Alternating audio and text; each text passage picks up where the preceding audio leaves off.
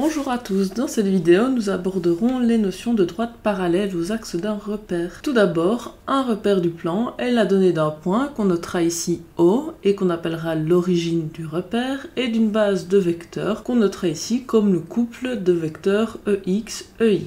Commençons tout d'abord par un cas particulier, à savoir le cas d'un repère orthonormé. Dans un repère orthonormé, on voit que les axes sont définis par une base de vecteurs qui ont la propriété d'être orthogonaux entre eux et de même norme. Autrement dit, les axes obtenus seront perpendiculaires et les graduations des unités seront identiques sur les deux axes. Alors, dans un repère orthonormé, on distingue trois types de droites possibles. Tout d'abord, les droites horizontales, ensuite les droites verticales et finalement les droites obliques. Si on souhaite travailler dans un repère quelconque, on pourra alors généraliser ces notions. On parlera alors au lieu de droite horizontale ici de droite parallèle à l'axe X. Au lieu de droite verticale, on parlera de droite parallèle à l'axe Y. Et enfin, on remplacera la notion de droite oblique par la notion de droite non parallèle aux axes. Ces droites feront l'objet d'une deuxième vidéo et donc dans cette vidéo-ci, nous nous intéresserons aux droites parallèles aux axes. Dans la suite de cette vidéo, on travaillera par facilité dans des repères orthonormés. Toutefois, toutes les notions évoquées sont valables dans un cadre plus général. Alors, quelques rappels. Dans un plan, on peut déterminer une droite à l'aide de différents éléments. Les manières les plus courantes de le faire sont tout d'abord de la déterminer à l'aide de deux points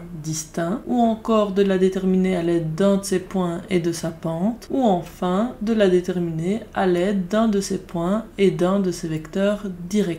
Par ailleurs, on dit que dans un repère du plan, une équation cartésienne d'une droite D permet de déterminer si oui ou non un point P de coordonnées donné par un couple XY appartient à cette droite. Intéressons-nous dès lors directement aux droites horizontales. On constate qu'une droite horizontale admet comme vecteur directeur le vecteur de composante 1, 0, ainsi que l'ensemble de ses multiples. Deuxième propriété, la pente d'une droite horizontale est toujours égale à 0. Enfin, on constate que tous les points d'une droite horizontale admettent la même ordonnée. Par conséquent, on peut utiliser cette propriété afin de caractériser la droite D considérée. Sur notre exemple, on constate que tous les points appartenant à la droite D sont des points qui ont pour ordonnée 2. En outre, tous les points d'ordonnée 2 font partie de la droite D. Par conséquent, il s'agit d'une caractérisation de cette droite et on peut dire que l'équation cartésienne de la droite D considérée est Y égale à 2. Autrement dit, un point P de coordonnées XY appartiendra à cette droite D si son ordonnée Y vaut 2. En toute généralité, toute droite horizontale admet une équation cartésienne de la forme Y égale à K où K est une constante réelle. De la même façon, nous pouvons nous intéresser aux droites verticales. Les droites verticales admettent elles comme vecteur directeur le vecteur de composante 0, 1 ainsi que tous ses multiples.